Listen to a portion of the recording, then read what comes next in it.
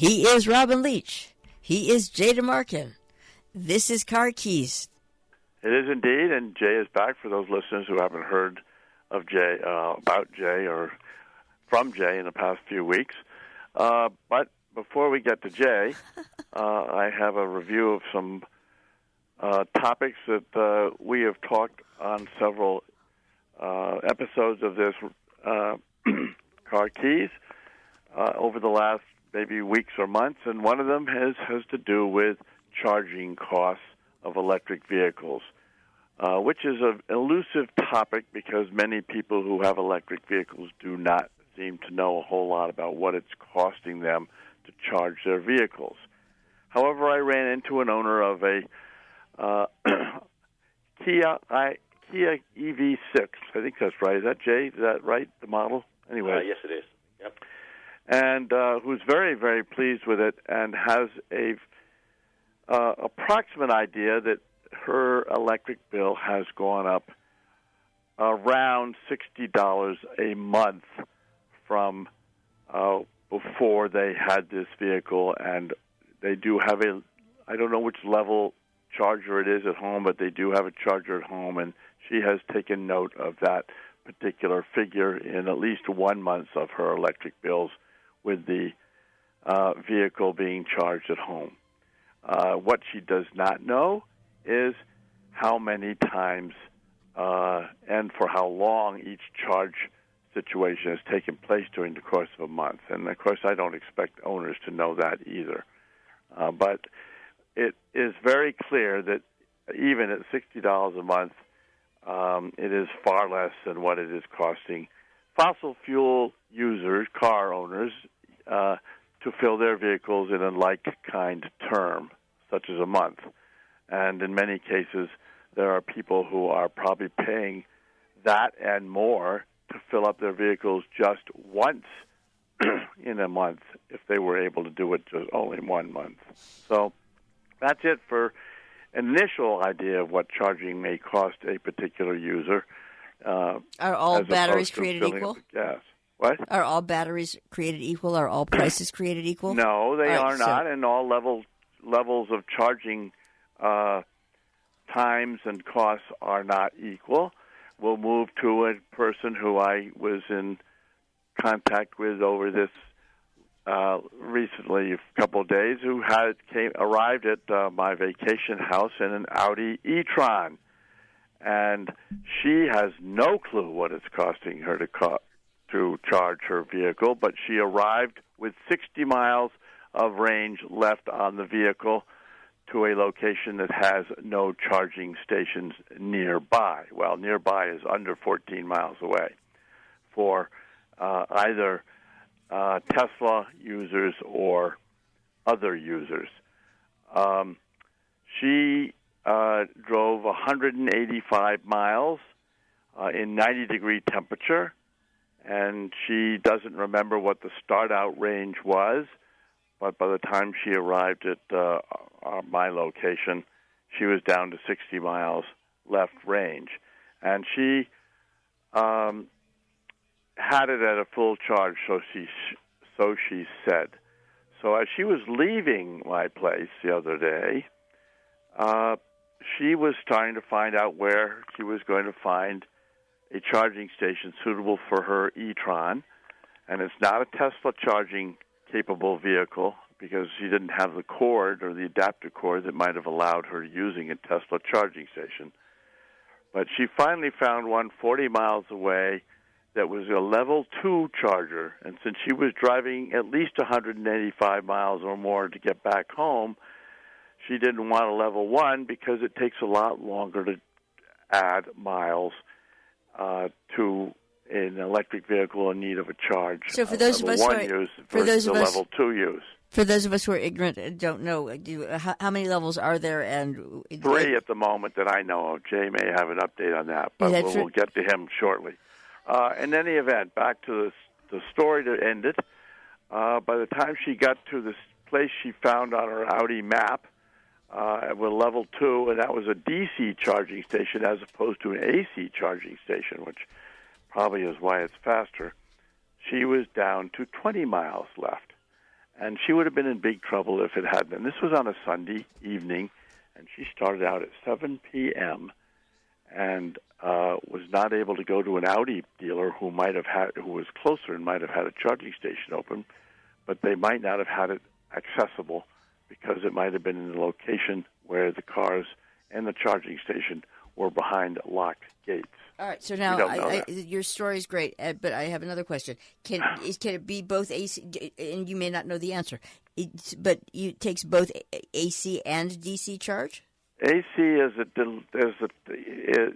Audis do, but I think it has more to do, and Jay may be able to lend light on it if I let him talk about a DC versus AC.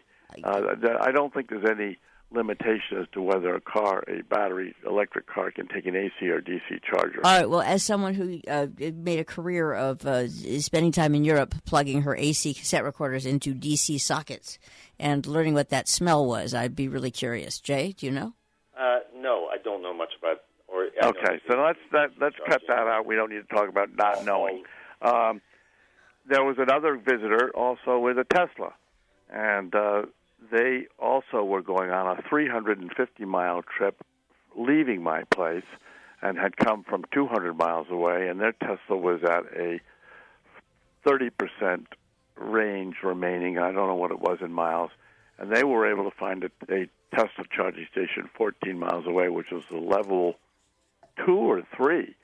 And this person went and charged up his Tesla. It happened to be Model Y, but it doesn't make a whole lot of difference. In 30 minutes, he got a full charge, whatever the full charge was, 80% or above 80%.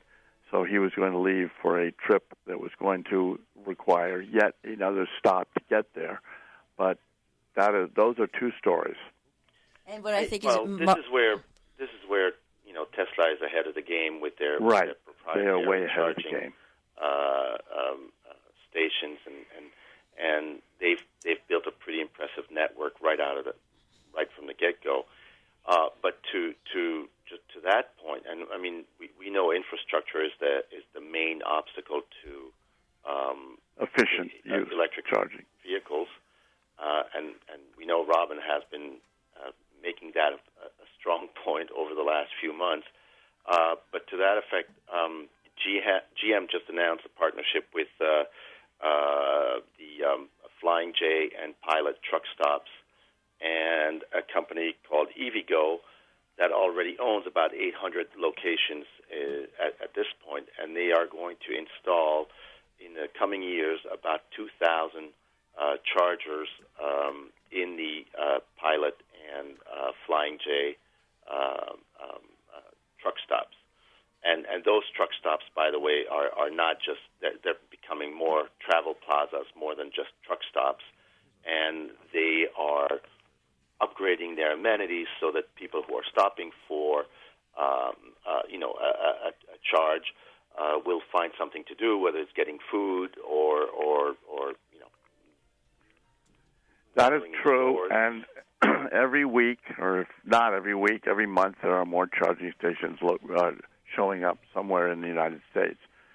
There's still going to be the problem, and this is why Jay's comment about Flying J is very good, about the possibility of being a shortage of electric charging ports at some places around America as the electric cars become more prevalent on the byways and highways, which I think is probably 10 years away from that, but maybe not, because it is a surging business, that is electric car sales, that is going on right now, even as we do our shows weekly.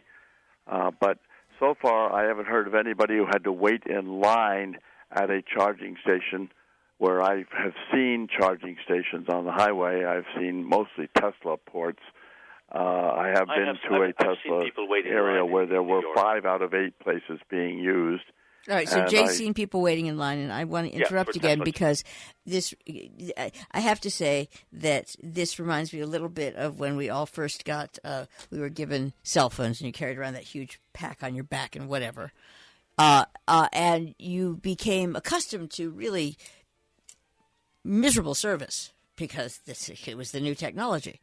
And I am fascinated by it's like, hey guys, this we're doing great here because you can, go to Robin's Beach House basically and then have to find some place to charge your car on your way home. Because that's just what it takes to get there if you're using your air conditioning. Jay, I don't know if you probably didn't see over in Holland, but I sent Robin something the other day which just cracked me up because it was, and I don't know what kind of vehicles, EVs they're using, but it was rural, it was like the head constable basically saying that they had a bit of a problem because the cars were running out of puff when they had their sirens, their lights or the heater on. They were just not. They were not yet at the level that they needed to be, shall we say, competitive when you were chasing a bad guy. But what I am starting to notice in the whole conversation is two things, and that is, but you have to plug your car into the grid. This our whole grid that's melting, and. Yeah, there's that is now becoming. Jay, I know your daughter was a little bit on this about a year ago, but that and the battery production is now dribbling into the, as I use the term loosely, conversation or brainwashing propaganda, depending. As the grid melting is not applicable yet to a concern, I do not think. Really. But that's another thing that's going to have to be watched as more and more electric vehicles and therefore more and more charging demands are made on the grid work. But hopefully we're years from that. Maybe not many years, but we're at least years, not months away from that problem occurring. Let's find out what happened in Europe, Jay. Well, I went to Europe. Sounds like it was like I went traveling or something. I spent a lot of time on the roads, but I basically covered the same 15, 20 miles. It was more of a commute than anything else for about 3.5 weeks. But I'm getting more familiar with it because I've been going back more often now. But what I see on the roads is, first of all, a difference in traffic law enforcement, and which is, as we know, mostly speed enforcement. And I've said it here before, Europe and Belgium in particular are just using standalone radars and camera photo radar, and they send you the bill in the mail. What's been interesting to me is that of late, every single radar trap I have seen in Europe is no longer a trap. There is a sign, 500 feet or 1,000 feet before saying, hey, there's a radar coming up. The bottom line is, if you go through a radar trap and get a speeding ticket, you're just being oblivious to what's the signs on the side of the road. So they no longer are traps. They really are just, they're there to warn you. And the reality is traffic slows down and the radars are typically installed in areas where speed limitation is really a valuable thing. I'm all for driving fast on open roads, but you get into congested areas, school areas, downtowns, and they really bring the speed down. And in all of these downtowns, they actually throughout Europe they've started limiting speeds to 30 km an hour, which is 18 miles an hour, which sounds ridiculously slow until you're actually driving down these little streets, and you're just puddling along, but it's actually pretty refreshing, and it's not that you're taking your mind off what you're doing, but it does take a lot of stress off of driving in inner cities. And I'm going to say something, and I don't know. True confessions, actually. How do you, when you see those little solar powered signs, for example, the speed signs when you're driving through Lime Rock or over White Hollow Road, and it says and it's red, let's just say, do you slow down? I'll answer that question very quickly because we have coming into Salisbury. We have them around here on the side roads. Jay has seen them. I've seen them. Here's the issue. you probably should if you're going over 5 miles an hour. They seem to flash if you're going over 3 or 4 miles an hour over what the posted speed is. And in those cases, if I'm not over 5 miles an hour above coming into Salisbury, for example, it's 35, I think, and I'm going 40 or even 45. I may coast slow, but I don't brake slow. I think that's probably, people get used to seeing them, and they know what they're supposed to do to you, and very often the traffic is going a bit higher than most posted speed limits around America, if not Salisbury in the northwest Connecticut corner. And if you were going 55 and they were coming to a 35 thing, it might make you break down to 45. But I'm not generally over speeding these days. And I've said on this show that most of my driving seems to be much smoother if I'm going under 10 miles an hour over a posted speed limit, because I'm not catching up to much of the traffic in a very quick way, which would require braking to get down to the speed limit that the general traffic was flowing at. And this is whether you're on an interstate or you're on the local roads. So that's my comment on that. So Jill. Do you slow down or not?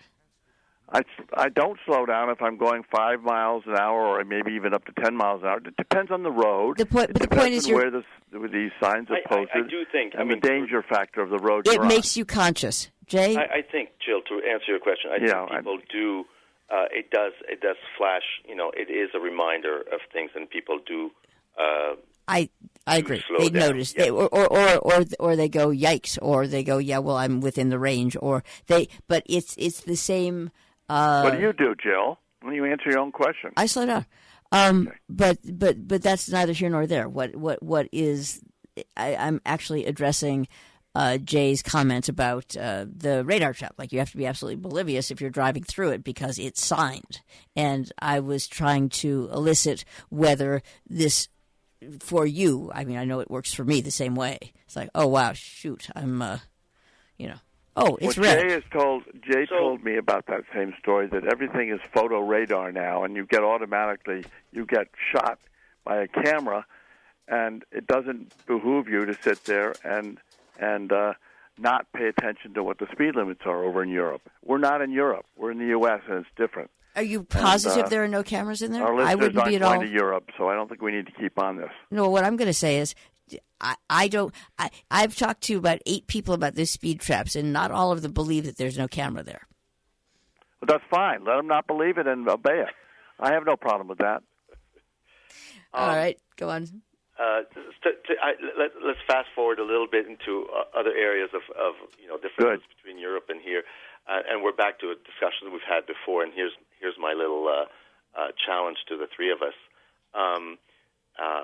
So I hear the traffic circle, or roundabout, as they call them in the UK, is operational in Great Barrington.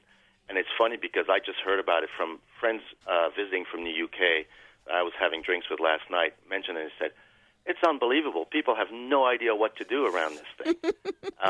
Sorry for laughing. I think we should all go take a drive to Great Barrington and reconvene next week and have this conversation and talk about what people are actually doing.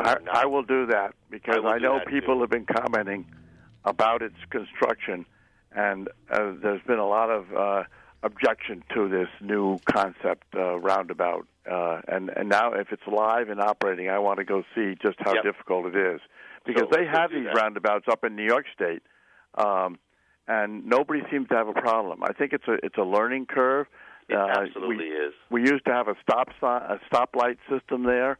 The tractor trailers, I would like to see how the tractor trailers are maneuvering about it, if it's big enough so these tractors with these long trailers on them can actually get around without their rear wheels cutting through the middle of one of these roundabouts. Well, I know the roundabouts you're referring to, at least in upstate New York. Also, I was frequently entertained going into Goshen on Route 4, so... Yeah, that was our very own, where you could see how. And that seems to work. And you know what you note about the Goshen, Connecticut roundabout, where the listeners may or may not know about, sometimes they take those arrow signs that are on the fringes of it down in the wintertime, I think, for plowing capability. And but it seems to work fine, although people do get a little concerned about whether or not they've arrived at the roundabout first. That's hardly a roundabout. There's never more than 3 cars in the whole circle. I mean, if you can't manage that, then you're really... Training wheels. All right, 4 minutes left. I'm just saying. Okay. Do you want to do a safety tip, or Robin, do you have something else to say? I don't really want to do a safety tip. Jamie want to do it. We keep doing the same thing over and over, and you should never say enough about safety in driving. But maybe I should just say that new car sales are improving in terms of product availability. There are a lot of new vehicles coming forward as we go towards 2023 and beyond. There seems to be no end of ingenuity in being able to update specific models to make them look brand new or adding new features. So are people buying them? People wanting to buy new cars. Okay. And Jay, you want to comment? Well, I know Subaru just announced facelifts on the Outbacks, and by the same token, increased the prices by I think $800 or $900. And price hikes we've been seeing price hikes across the board. We know the average price of a car is up to, was $37,000 last year or so, and I think it's in the 40s now, I think. The average price of an electric car is actually now around $54,000, and all of the new cars coming to market are, pretty pricey. I was just looking at just before the show at the new BMW iX. So the BMW, I would say the equivalent of their X3 or X5 in the electric version. And I actually saw one going up a steep hill close to Lime Rock, so I presume there was some kind of press presentation in the last few days at Lime Rock, would be my hunch. And I just saw that thing go up the hill, and it was pretty impressive, again, how fast these things can accelerate. But, if I look at this iX BMW, it's an SUV that probably compares to Tesla Y, and we keep saying on how expensive Teslas have become. But I just priced out the BMW, and you're looking at $85,000 versus about $65,000 or $60,000 for a Tesla Y. So, as expensive as Teslas may seem, relative to some of the products coming out from the quote-unquote luxury manufacturers, they're still pretty competitive price-wise. And the best deal in town, of course, is still I'll say it over and over again, is still the Chevy Bolt, which probably has a limited future. But you can get a Chevy Bolt for $26,000. The Nissan Leaf is disappearing, apparently. And the Leaf and the Bolt are pretty comparable in terms of size and product features. So whether the Bolt survives, because this is a repeat of the old problem that I've seen go through the automotive industry, and I know we're running out of time, Jill, so let me know when I don't have any. America brought out tiny little cars when everybody wanted compact cars and theoretically fuel-efficient ones. The real small ones, like the Fiat 500s, even the Minis, grew a lot, but the lowest lines of those vehicles have all sort of vanished because America didn't buy them. And that may be why the Bolt disappears. It may not be big enough for everybody, but Jay, you're right. It's a great car. And GM is going to need the production facilities, and they're going to want to produce $60,000 cars versus $26,000 cars. Right. And those are the ones that will be selling. And the new what is it called? The new Chevy SUV, which is coming out or has come out or is coming out in 2023, is going to be a great vehicle. There's no doubt about it. He is Robin Leech. He is Jay Marcken. This is Car Keys.